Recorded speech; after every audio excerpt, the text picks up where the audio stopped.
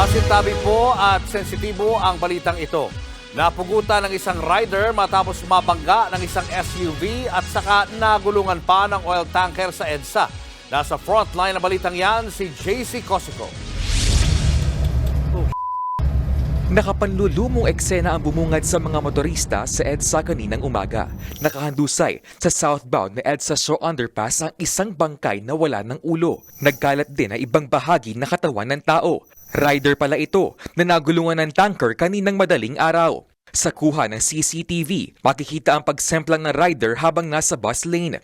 Hindi malinaw sa video pero nabangga umano ng puting SUV ang rider bago nagulungan ng fuel tanker. It appears na parang hindi niya naramdaman or hindi niya na laman na nakasagasa siya. Dahil mabigat yung kanyang karga, baka akala niya siguro, hindi ko rin alam, baka akala niya nalubak lang siya or ano. Sa poll sa CCTV ang sinasabing tanker at ang puting SUV pero tinutuntun pa ng mga otoridad ang driver ng mga sasakyan.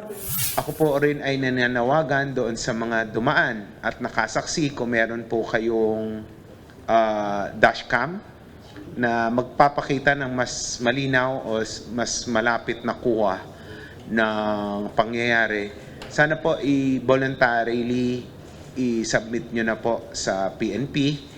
Ganon din po doon sa puting SUV. Higit 2 oras naman ang inabot bago tuluyan nakarating ang SOCO sa lugar na aksidente. Kinailangang isara ang 2 lane ng Shaw Underpass kaya nagdulot ito ng matinding trapiko. Natukoy naman ang pagkakakilanlan ng rider. Paalala ng MMDA sa mga pribadong motorista na huwag dumaan sa bus lane dahil delikado rito. Pwede pong mauwi sa trahedya tulad na nangyari ngayong araw na ito. Kasi exclusive nga sa kanila eh. Wala sila nakikita sa harap. Tapos biglang may papasok. Siyempre, hindi nila ina-anticipate yan eh. Pero sabi ng MMDA, napansin nila ang paglobo ng mga traffic violation mula na suspendihin ang no contact apprehension policy noong nakaraang taon. Mula sa 9,500 na average violations, pumalo ito sa higit 32,000 ngayong Mayo. Kaya, susulat daw ang MMDA sa Office of the Solicitor General para umapela sa Korte Suprema para maibalik ang NCAP sa Metro Manila. Hindi po namin kayang bantayan lahat ng ating karsada na nasa jurisdiction ng MMDA kung walang tulong po ng teknolohiya.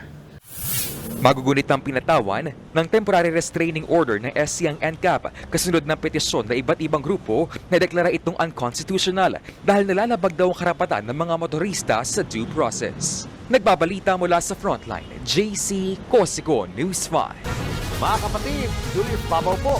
Iba na ang may alam at may pakialam sa panahon ngayon. Huwag maging huli at maging una sa lahat sa balitaan. Mag-subscribe at mag-follow sa social media pages ng News 5.